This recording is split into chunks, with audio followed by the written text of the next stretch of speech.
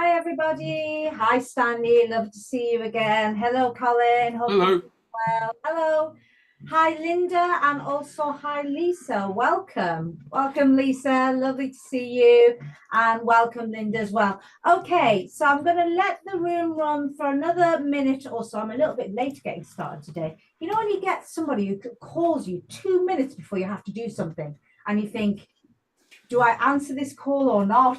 So I did, and I said I've only got a couple of minutes, and they just carried on talking for ages anyway. I'm like, so I apologize. Thank you for coming, Linda. I really appreciate it. So I'm just going to let the room run for another minute or so, see who else will be joining us. In the meantime, what I'd love for you to do is we can go into the chat. So we just click on the chat function at the bottom of the screen and put in what you'd like to gain from today's session. It really helps me because it makes me understand what it is you're looking for. Hopefully I'm able to cover it. And if not, I can tackle that subject at a later forum on a later date. So do go into the chat now and let me know what you would like to gain from today's session, because that'll be extremely, extremely helpful for me. Welcome, Adam. Thank you for joining us. So yes, just go into the chat now and put in what you'd like to gain. You are giving me 45 minutes of your valuable time this morning, or afternoon, I should say. I'm sure you've got other things you could be doing, but instead you're here. So I want to make sure that you actually go away from this thinking, yes, this was valuable. I actually got answers to my questions and this was a good use of my time. Just go into the chat now and put in what you'd like to gain from today's session. We've got other people looking to join us. Fantastic. Was here, but they've disappeared again. Welcome, Alan. Lovely to see you again. Welcome. Thank you for coming. So I've just told the others, you'll know the score by now, and you've been a few times before. Just put into the chat what you'd like to gain from today's session. Today's session is all about how to use a book to get referral business. So how my clients have cleverly positioned their books to get referral business, okay? So put into the chat what you'd like to gain from it, or any feedback you've got. I know there's a couple of you are already authors here, so therefore you might be able to give me some feedback regarding what you've done in the past to get referral business from your book. Okay, so I'll let the room run for a little bit longer. Hopefully, it might be another 2 or 3 people joining us. But let's get started because I'm aware we've got about 40 minutes left and I don't want to overstay my welcome. Okay, so give me 2 moments. Okay, fantastic. So we've already got Lisa saying, I'm interested to know more about general referrals from a book. I have my next book. Oh, congratulations. Okay, Lisa, this should be really helpful for you. Okay, Stein says, what are a few of the hard lessons or misconceptions you discovered in using referrals at the best level and simple mistakes that you've learned not to make? Really good question. We'll touch on that, Stanley. And Colin says, I want to expand my coaching practice. How will the book help? Definitely. This is definitely a good session for you, Colin. Okay, so let's get started. So first of all, if I can ask you all to just put yourself on mute just while I'm speaking, just for the first few 10, 15 minutes, that's all. As you can see, some of you are used to this. I walk and talk at the same time. Amazing, I can multitask.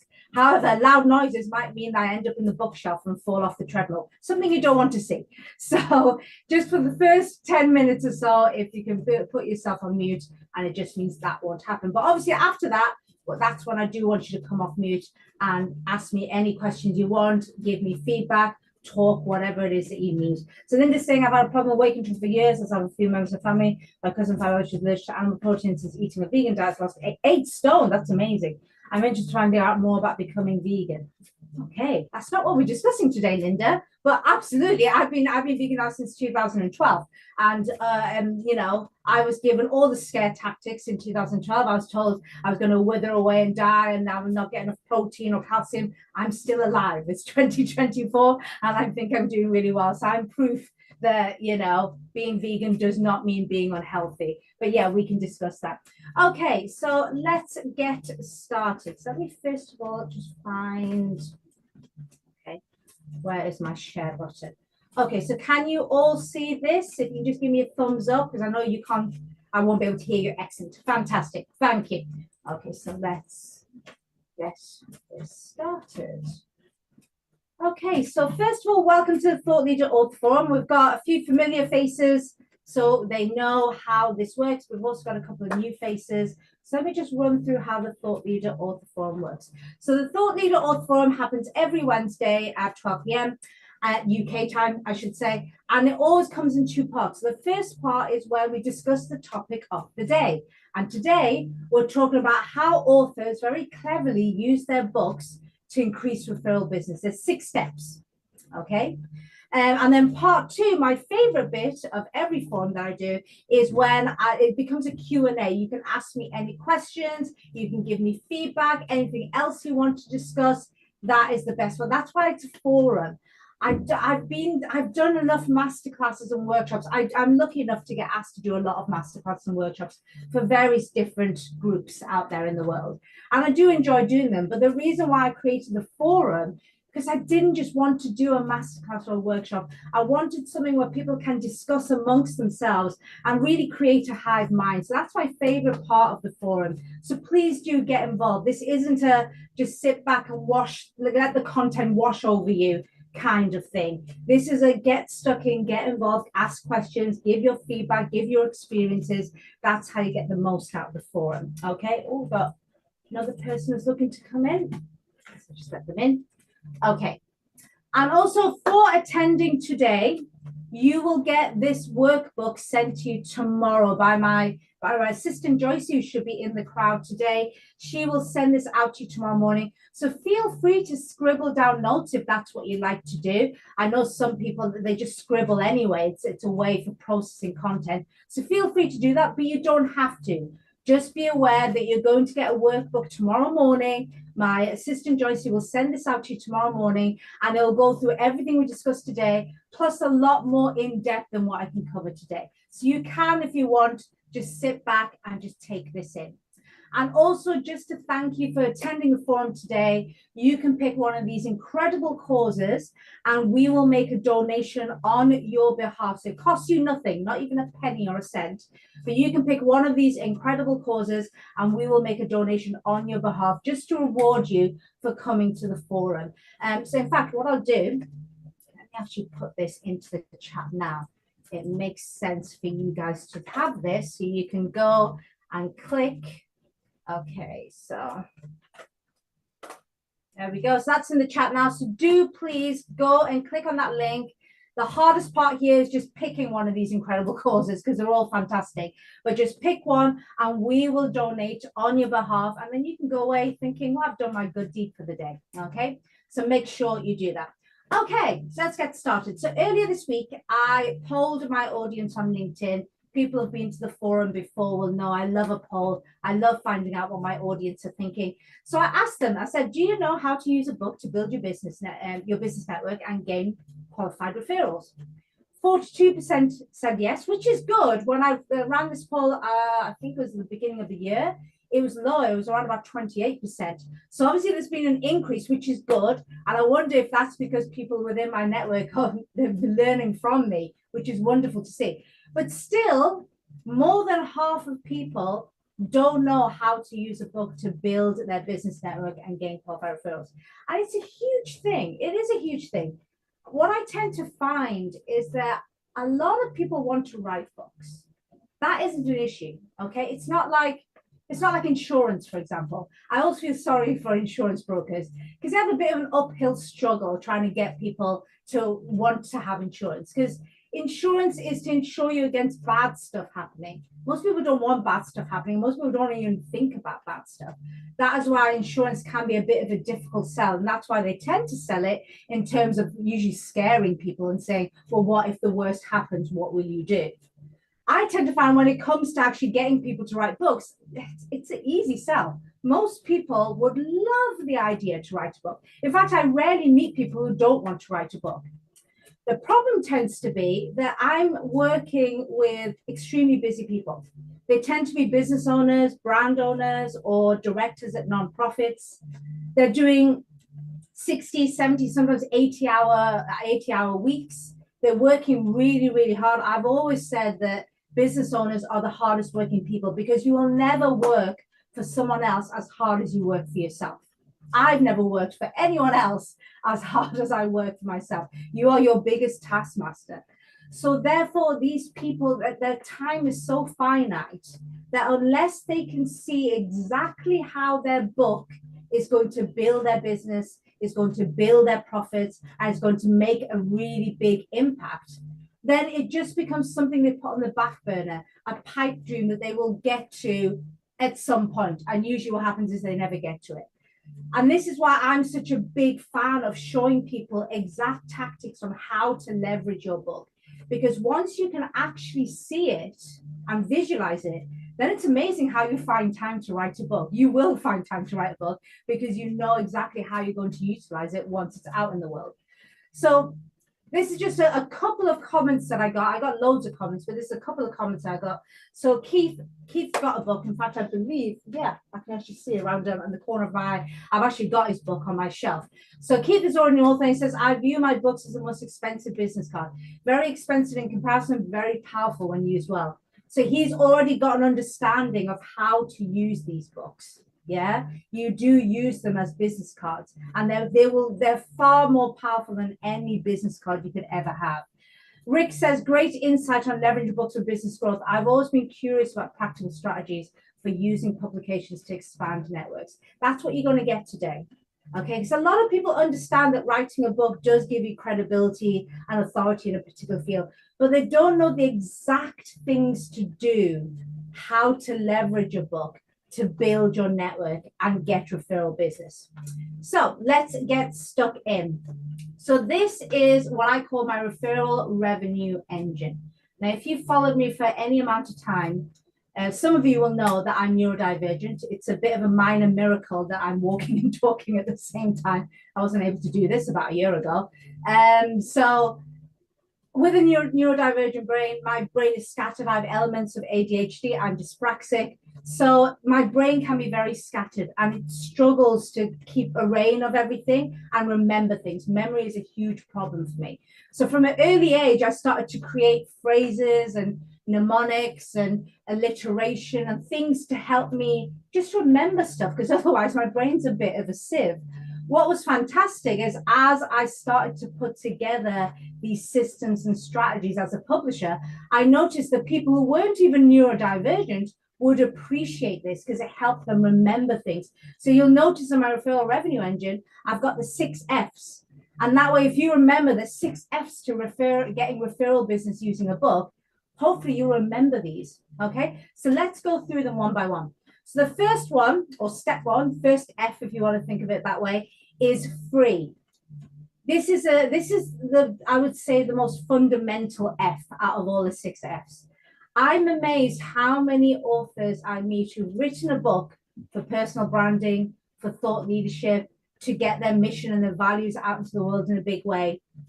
And they're essentially selling their books at the highest price they can think of. I had one gentleman ask me just last week, it's like, I'm thinking of selling my paperback book for about $19.99. What do you think? And I said, what is the point? Why are you selling it at nearly $20? He's based in the US. So why is it you're selling it at $20? It's like, well, it looks like it's going to cost me around about $7 to $8 to print and send out from Amazon. And I thought making around about $12 to $13 a book was a good profit margin. I said, okay, but this book is meant to be about getting your values and mission out there, getting people interested in working with you. He's a sustainability expert, getting a building sustainability expert, getting people interested in working with you, coming into their premises, helping them make their premises more sustainable. If you price your paperback at nearly $20, you're going to dramatically cut down the number of people this book is going to get to. And he just didn't seem to understand. His idea was he wanted to make a load of money from the books. And I was like, no, you're in a completely different book world now. If you want to be the next J.K. Rowling, feel free to go and be the next J.K. Rowling. But that's a different world. That is a traditional book world. In that world, the book is everything. The book is your money maker. In this world, if you're writing a book for personal branding, for thought leadership, to get your values and mission out into the world, you are not in J.K. Rowling's world. Okay, the book is not the moneymaker. The book is a clever sales and marketing tool and PR tool for your business, your brand, or nonprofit. So you really need to, I can see Colin sort of like nodding his head in agreement there. Colin's one of my clients, so he's been beaten into submission by me, so he completely gets where I'm coming from. Yes, under the thumb. Only because I have your best interest at heart, Colin, of course. But yes, you've got to stop thinking in terms of the book being the money maker. The book is not the money maker. In fact, most of the times I'm giving my book away for free. I will go and speak at events. And unless it's a huge general event, if it's a targeted event full of people that I know are my target audience, I've been known to give my books away for free. In more general events, I will sell my book, but I will sell it at cost. And the only reason I do that is at a general event, it could be that I end up making a loss. You don't just give your book away to anybody. So then I will sell it, but I will sell it at cost. I will sell it around about under £6 usually, because that's how much it costs for me to print out the books. I'm not thinking of my book, and my clients as well. None of them think of their books as the money maker. It is a tool to use. Okay, so that is the most fundamental step. Free. The first F I want you to remember is think about how you can get your mission, your values into people's hands in a way that's free for them to consume. Okay, so don't be thinking I need to make profits with the book. That's not the way to work these kinds of books. The second F, or step 2, is to forward free copies to your clients' network. Now, this is something that I only started doing in the last couple of years, and it's worked really well for me. Some of my clients, my very clever clients, I've been doing it for a long time, and it works really, really well. So think about how many times, you've got a client or you've got someone that you work with who is fantastic and they think the world of you. You've created lots of transformations for them. And then you know that this person could be referring more people, but they don't really refer many people. You may have even experienced that. You've got clients who sing your praises, and yet they don't seem to refer a lot of people to you. It's not that they don't want to refer people to you. It's simply because people get busy. They think you're amazing, but then their mind wanders off to something else, and they just don't think about, actually, I know someone that I need to put in touch with you. They just don't do that. So what I now do, and something I've started doing a lot of, and some of my clients do, which is really clever, is when you've got a trusted client or somebody who's saying, I actually know somebody that really needs to speak to you. Instead of just saying, yes, absolutely, put them in touch with me, which is what we normally say, instead just say, you know what, give me their details. I'll send them a copy of my book, and I'll put a little note in there saying that it's actually from you, that you've actually inspired this. You'll be amazed how many people are like, oh my God, that's amazing. Think about it. They get to bask in actually giving a gift to somebody, and they have to do nothing about it. Literally somebody else is going to send them the book and then put a note in it saying it was this person's idea. That's where I've actually got 2 new clients by doing that over the last year, where I literally said, let me send a copy of my book to that person, and I'll put a compliments note in there just saying it's because I had a conversation with you and you are the one who mentioned this person. And it works so well. It works so well. So don't just think about giving books away just for the sake of it. Be strategic. Who are your biggest clients, your biggest strategic partners? And then if they mention somebody, just say, I'll tell you what, I'll send that person a copy of my book. What's their name and address? Let me send it, and I'll put a compliment slip saying it's actually from you. It's sparked from our conversation. It's such a win-win-win. That person feels amazing. It's like, oh, wow, this person's going to thank me for, getting this book to them. It really is a huge win. Step 3, or third F, is focus on well-connected clients. This kind of goes back into step 2, what I've just said. You want to make sure you will have people, you will have your fans, okay? You will have maybe 3 or 4 people, maybe more if you're lucky, of people who are really, really well connected. So for example, maybe you have a client who's inside BNI and they have their own BNI meeting, or they have their own sort of networking event. Maybe they hold an annual event, or maybe they have a regular monthly or weekly event where people like them come together. Always remember, birds of a feather flock together. So if you've got a fantastic client, you know they're well paying, they're aligned with your goals and mission, they pay on time, they're a joy to work with, and they don't fight you at every single step. You want more. If you basically want clones of that person, well, guess what? You need to go where they hang out. So if those people have a network, and especially if they have their own networking going on, their own events, you really want to focus on those people. And with those people, what you actually want to do is make sure they always have a few copies of your book to hand. So I have 3 people like that. They sing my praises all the time, and they actually have their own network. I have one gentleman here in the UK who actually has his own, he's got a forum of about 300 or so plant-based businesses in the UK and around Europe. This gentleman, I always make sure he has at least 4 or 5 copies of my book to hand. If he ever tells me he's running short because he's given some away, I'll send him a few more. I always make sure he's topped up. Make sure he always has 4 or 5 books to hand. That means whoever he's meeting, because I know this guy is I think they're called super connectors in the LinkedIn world. He's a super connector because of what he does, because he has his forum and he has all of these businesses. It just makes sense for him to have several copies of my book to hand. So whenever he's speaking to anybody, he can just hand over my book. So pinpoint who are those people for you. Maybe you only have one person, but that's fine. That's all you need. But make sure that person always has copies of your books to hand so they can give them away. And by the way, just going back to this, I was just moving on there, but let me just go back to this. Before, some people say, oh, I don't know if people want to give my book away. Trust me, people want to give books away. Trust me on that. The reason why is books are seen as gifts. If you give people a load of your business cards and you ask them to give it away, most people might go, okay, in the moment, because they don't want to disappoint you. Chances are they're not going to give your business card away because it feels a little bit salesy, a little bit icky giving somebody else's business card away. But you give somebody a valuable, informative, professionally published book, that's a gift. People love being able to gift something to somebody else, especially one where they haven't even had to pay for anything at all and it's already been given to them. So absolutely don't worry about that. I always make sure that my super connectors have copies of my books because I know they're all around.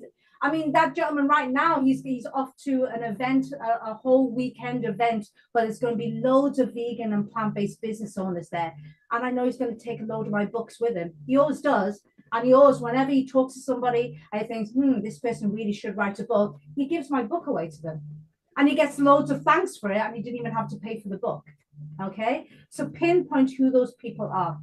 Step 4, or the 4th F, as I sometimes call it, is feature well-connected strategic partners. This is a big one, okay? So think of the strategic partners you have in your business, okay? So maybe you're a coach. So a perfect example, I'm thinking of one of my clients actually, he's a startup coach. So he works with startup businesses and he gets them to the next stage of growth in their business. Now, startup coach, he already knows a fantastic web designer, because he needed that web designer when he was creating his website. But he's a startup coach. Guess what a lot of startups need? A great web, a great website. That's what they need. So that's a great strategic partner. You will have strategic partners. Or if you don't have strategic partners, next time you're out networking, keep an eye out and think of who can be great strategic partners for your business. Then what you want to do is see if there's a way to feature those people in your book. Or if you can't feature them in your book, at least feature them on your website or somewhere. Maybe a lot of websites have resources pages where you can say, these are the people that we recommend. You want to have strategic partnerships with people because those people, you can then give them copies of your book. And the same thing happens. They will give your book out because it's pleasurable giving books out. One of my clients did this startup coach that I've just told you about. And what he does is he gives his web designer several copies of his books every month. And what's brilliant is his web designer just gives them out to the right people as well. because whenever he gets anybody, a new business owner that contacts him and says, I need a web design, I need a website designed, please, can you do this? He says, yes, and what I'll do is, if you've just started your business, I know a fantastic coach that can help you to get to the next stage of your business. Let me send you a copy of his book. It makes him look good because he's giving free resource, a valuable resource out. So it's a great marketing tool for him. And for my starter coach, my client, he's got his web designer essentially promoting him, which is a fantastic. It's just, can you see how it's just so synergetic? And it's pleasurable for everybody. So think about strategic partners that you have in your business, or if you don't have many in the way of strategic partners, next time you're out networking, who would be a great strategic partner? Who's offering something that is synergetic to what you offer? Okay. Fifth F is flatter, well-connected service providers. This is similar to featuring well-connected strategic partners. There'll be service providers, businesses that you use that you can actually feature, either feature in your book if you're able to, maybe use them in case studies, that sort of thing, or you don't want to shove people in for the sake of it. If they don't fit in the narrative of what you're trying to say, at least feature them and flatter them by putting them into your websites and into your social media profiles. And again, show the world how much you love your service providers. So think of who you buy from in your business, because those people, first of all, you must be happy with them, because if you're buying from them, you must be happy with their services or their programs or their products, whatever it is that you bought from them. Is there any way you can feature them in your book if it will help out your reader to know people? Yeah. And if you can do that, so I mean, I'm going to give you an example here. So I'm going to use myself as an example here. So in my book, I know a couple of you have got a copy of my book. So in my book, I talk about a wonderful lady called Katrina Fox, who has a program that shows authors how to get their books into the media, get articles written about them, get onto podcasts, get onto radio shows, etc., etc. Now, this lady was a service provider. So when my book first came out, I actually hired her as my PR agent, my publicist, basically. Now, she basically has two levels of a program. You can either hire her to do all the PR for you, or if you don't have the budget for that, then she has a program where she shows you what she does, so then you can learn and do it yourself. Now, I had some money, and I didn't have the time. So I basically threw a load of money in her direction and said, Katrina, can you just do the PR for me? Because I can't be bothered to learn. Other people who don't have the budget, they can go into a program. But I decided, because Katrina's amazing, and she was a fantastic PR expert, she got me into all sorts of newspapers and magazines and everywhere. I ended up being featured on over 100 podcasts because of her. So she is a fantastic PR expert. And I talk about her in my book, because I know that people reading my book, they'll go on to want to write a book and they'll want PR. Either they'll have the money to pay for someone like Katrina, or if they don't have the budget, they'll want to do her program. So I featured her in my book. And guess what? Katrina now gives my books out to other people, because not only is she helping me out, it's making her look good as well, because she's featured in my book. So again, think of people that you've worked with, services that you bought from them, products that you bought from them, programs that you bought from them, and see how you can integrate them into your book in a very flattering way, in a flattering light, because remember, the ego works, stroking egos work.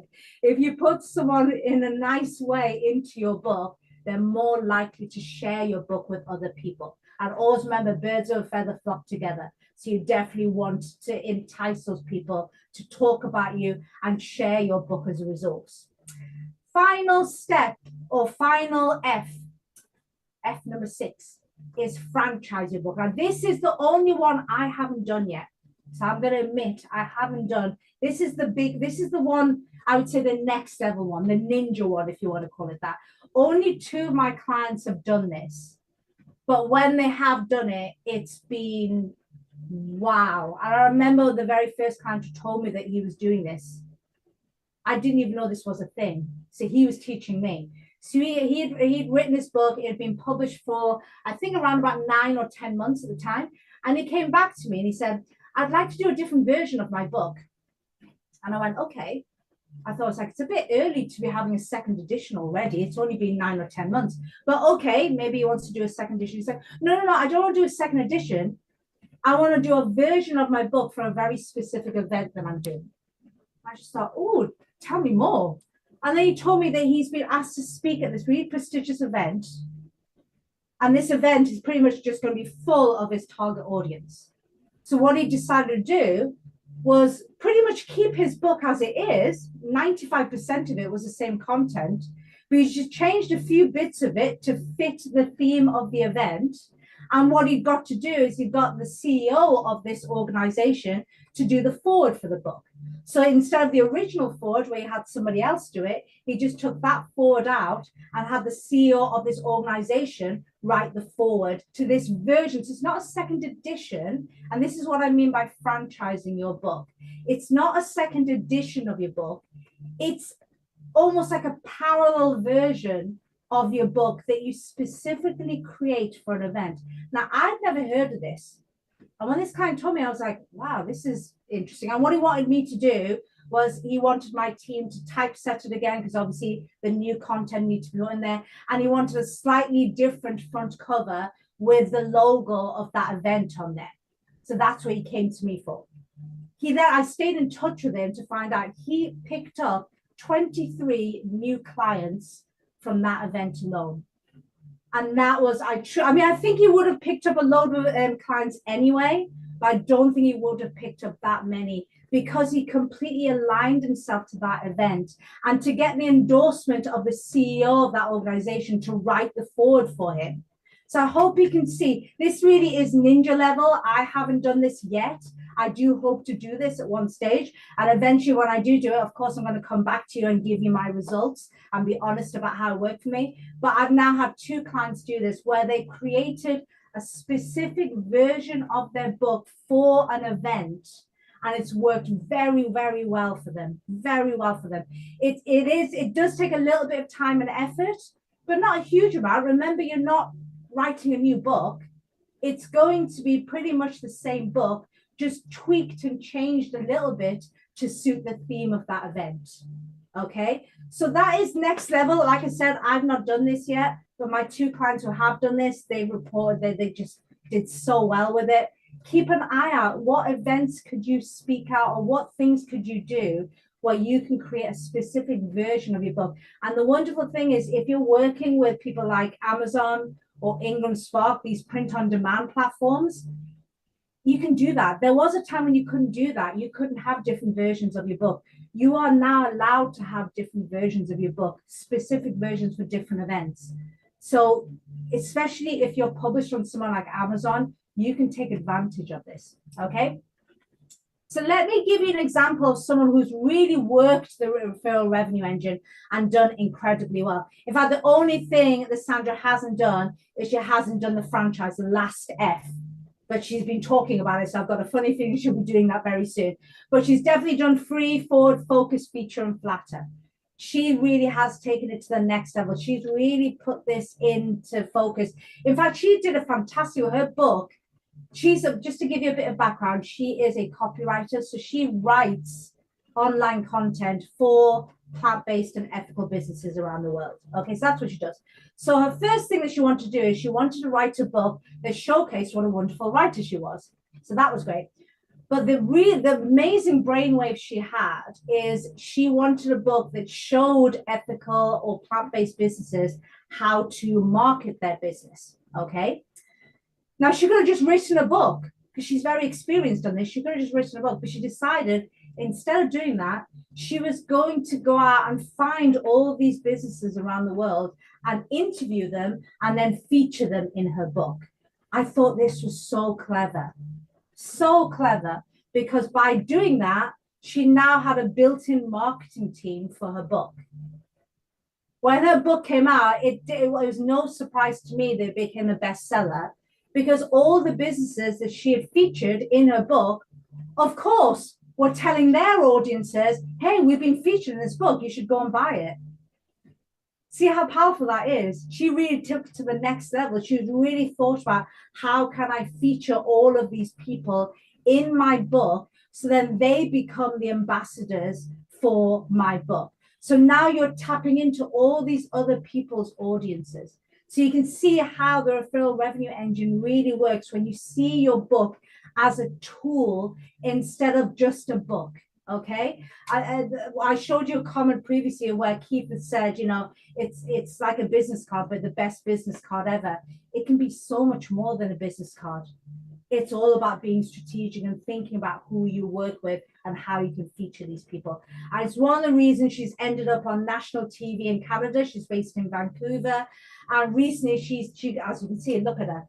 She just look amazing. She's just talks everywhere around the world now in various expos and events, and that is because she made sure to be clever and not just write a book, but actually see it as a tool and think about who she could feature and who she can partner up with inside of a book.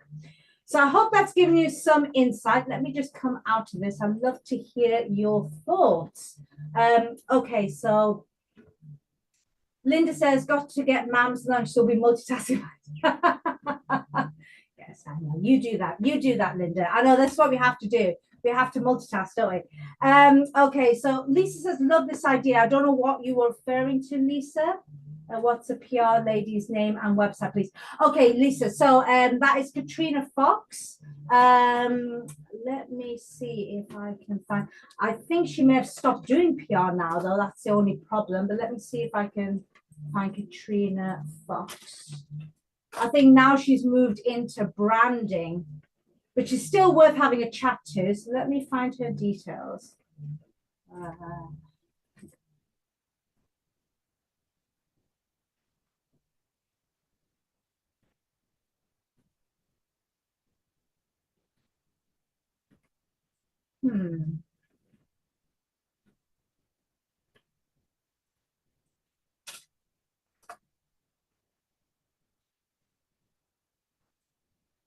There we go. Okay, I found her website now. So let me put her website. Actually, it's quite a simple website, just Katrina Fox. Let me put. So she's now moved into, she does more branding now as opposed to PR. But she's a great person. Just let her know that I was speaking lovingly about her, Lisa. And then I'm sure what she will do is she will point you in the right direction regarding PR.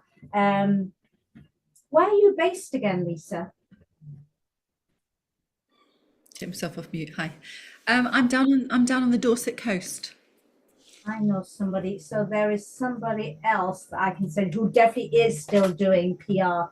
Okay, that'll be fabulous. That's what I could just do. I'm fine with all the branding. I don't need any branding really. I'm okay with all that. I've done so much on that. Yeah. Okay. So this is my lady who.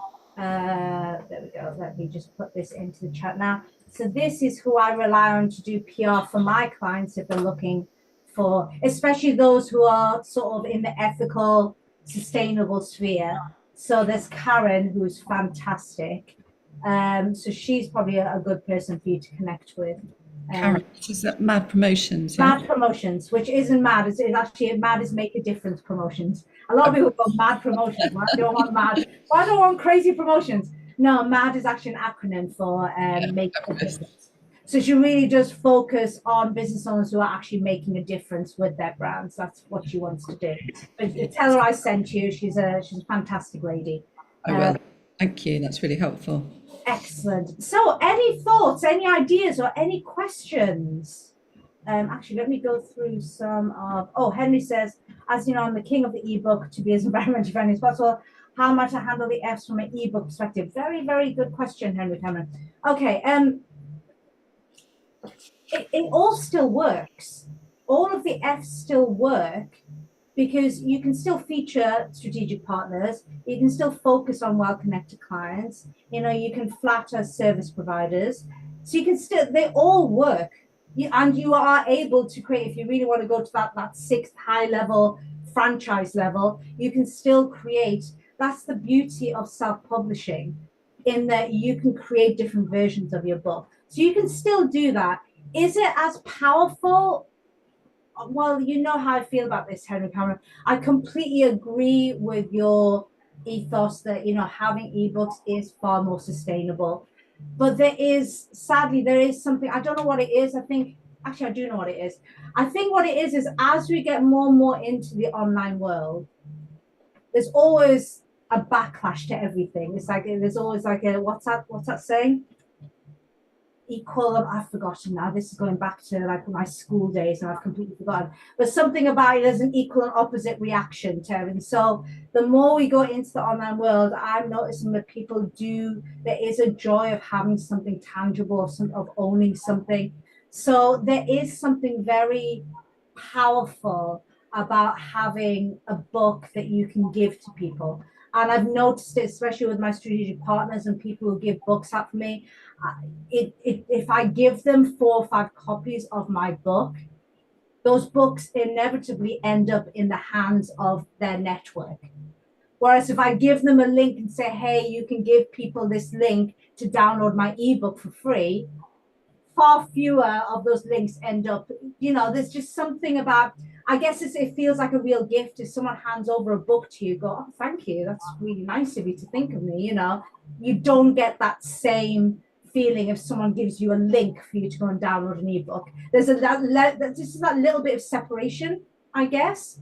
So there's that, but I understand where you're coming from and wanting to be as sustainable as possible. And it is, having ebooks is more sustainable than chopping down trees and turning them into books. So I completely agree with you on that. I just don't know if we're there yet collectively as humans to embrace not having tangible books at all. I just don't think we're there yet. Maybe one day in the future.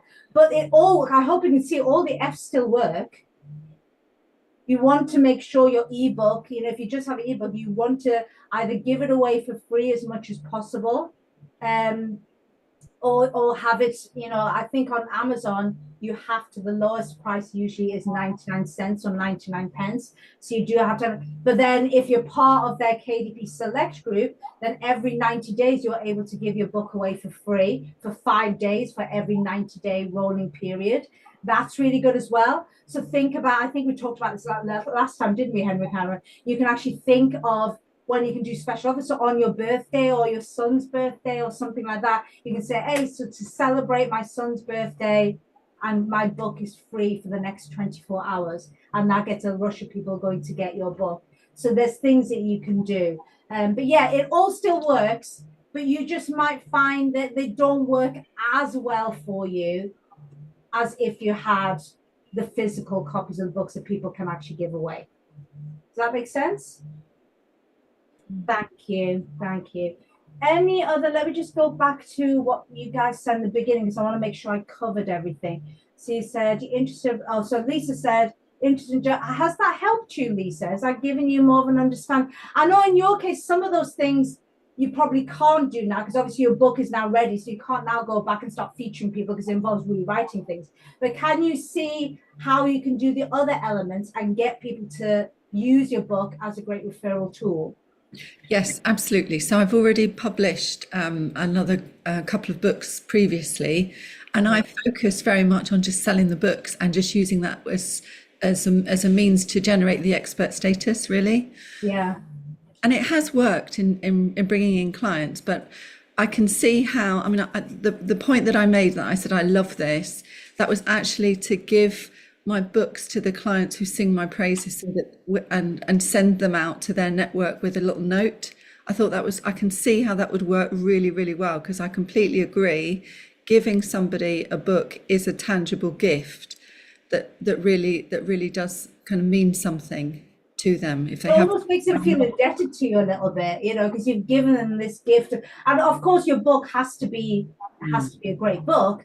But as long as it does that, as long as it inspires and it forms and it helps people in some way, then you've given somebody a gift, So definitely do that and use the whole compliment. I've done that because sometimes what I find with some of my clients is I'll give them a few copies of my book, and I'll have a catch up with them maybe a year later, and they've still got almost all the copies. And like, oh my God, I keep forgetting to take the books with me. Like usually they'll go to an event, but they've forgotten they've left all my books at home. And it happens, people are busy. I'm not blaming anybody. So with those people, if they mention somebody, oh, I do know somebody needs to speak to you, just say, hey, well, I'll send them a copy. That way you don't even have to. I'll send them a copy and I'll Yeah. stick a compliment saying I was speaking to you. And then you get all the kudos and you get all the, without lifting a finger, I'll do everything for you. And that's worked well for me. So definitely do that. Pinpoint. We all have super connectors within our midst. We have people, is it the Pareto rule? The 20-80 rule or the 80-20 rule? 80-20, yeah, that's what it is. You will have 20% of people in your business who are creating 80% of the impact right now. If you can galvanize that 20% to work 10 times harder for you than they already are, and they're showing willing and they're already doing it, if you just galvanize them to do 10 times more, imagine how that explodes your business and your brand. Yeah. All that kind of working harder and harder. I'm laughing as I say this. I was going to say on the treadmill. I'm literally on the treadmill. But we're all on this treadmill. It's like, oh my God, I need to put out more content. I need to do more ads. I need to do more blogging. And it's like, do we really? If we can just utilize that 20% that really makes the biggest impact and just get them to do more, we could probably leave off most of the other things that we do. Yeah, no, definitely. No, because and the idea of creating ambassadors for the book, I'm going to put that in my next book, which is my part 2 of the book that's coming out. So that's really timely for me to be doing that. Excellent. I'm so Can I just share actually one little snip that might help other people in terms of managing? Yes, of course, please do. Because I'm totally with you, where I found it quite difficult in the beginning to manage my time. And what I found was I just made a decision for myself before I published my first books to do this, and it worked, what I started doing was the last week in every month. At that time, it was the last week in every month. I would dedicate to writing. And I would say to my clients, I'm not, I don't book client sessions in that last week because it's my book writing week. And then they would really respect that. So it wasn't like I'm having a week's holiday. It's actually, I'm dedicating it in my business that's actually for the common good, kind of moving things forward. And what I do now is I aim to work 3 weeks in 4 every month. So the last week I focus, and pretty much it works. Sometimes I have to take 1 or 2 days and do some admin stuff. But generally, as a rule, the 4th week is a rest week for my clients away from me. And it's a week for me to focus on writing, and it works really well. Oh, thank you for that. I'm a big believer in having focused time for different things, because otherwise it's amazing how the day and the weeks and the months just roll by and you're thinking, what have I achieved? What have I actually done? So yeah, if you look at my calendar, it's all blocked. I also have blocks of time that I'm doing things in, because then I can just focus on one thing. Believe it or not, I say this as I'm speaking and walking at the same time. We're not very good at multitasking. I keep saying this till I'm blue in the face. This idea, and especially on women, it's put on us more that we're meant to be good at multitasking, which is utter nonsense. The only reason women have become good at it is because we've been forced to become good at it. Okay, Colin, thank you. Yes, we've been forced to become good at it, but no human being is designed to be good at doing lots of things at the same time, or even just 2 things. We're good at focusing on one thing at a time. So I like that you've done that. You've basically decided final week of every month, I'm blocking that for writing. That's what I do. And I bet you get so much more done than if you're doing, a bit here and a bit there and a bit everywhere. I bet you find that you can focus far more on your book. Yeah, absolutely. And you can use it as a time to go away to write. I wake up in the mornings, I know what I'm going to be working on in my book. It's quite exciting. It's a really good, it's a good system. I'd really recommend it if you can manage to manage your time in that way. Thank you, Lisa. I really appreciate the feedback there. Okay, so we're coming up to time. Let me just quickly show you. So for anyone, there's some of you are already experienced writers, you've already got books out there. But if there's anyone here who's looking to write a book and you want to discuss whether it's a decent idea or not, that's the big thing. I'm always amazed how many people I meet who want to write a book. I'm thinking, oh God, no, please don't write this book, because this book is not right for you. The book has to be not just right for an audience, it needs to be right for you. I've said this a few times today. It needs to be a great strategic tool for your business, your brand, your nonprofit, your mission, whatever it is. So you can't just afford to just download your brain and just go with the flow. That might work with fiction, that doesn't work with these kinds of books. You got to be far more strategic. So what I do offer you, if I let me go back to my slides, that would be a lot easier. So let me go back to my slides here. So what I offer you, so this is just, by the way, so it's just giving you an idea of some of the things that my clients get up to. So if you're looking to get media attention, if you're looking to work with certain influencers, you want to be on TV, or maybe you just want to be famous within your specific industry. I do have clients like, no, I don't want to be on TV. Sounds like the worst thing in the world. But what they really do is, what they really want is just to be an expert within their industry, known in their industry. That's what these books are for. So this is another one of my awesome clients. You've obviously heard from Sandra before. This is Amanda, and as you can see, she's a financial planner, but as you can see, she's no longer just another financial planner or female career mom. She's actually got something concrete that they can use to help promote me. And as you can see, she said it's made it much easier for people to refer me. So that's what having a great book does. So if you've got a book idea, but you're not entirely sure whether this is the right one for you, I do offer a book idea audit. So what we'll do is we get on the call. The first part is we'll audit your book idea. I'm very brutally honest. I'll be honest, very, very honest with you. So if I think it's a terrible idea, I will tell you it's a terrible idea. And at least that way you're not going to spend any more time and effort and money on an idea that's not going to work for you.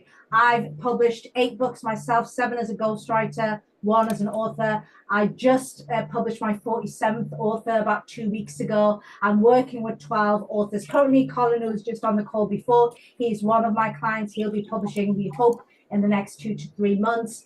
I know how these books work. Anything else, I've got no clue. If you want to talk to me about fiction or children's book and poetry, I'm just going to sit there looking at you with a very blank face because I have no idea about those kinds of books.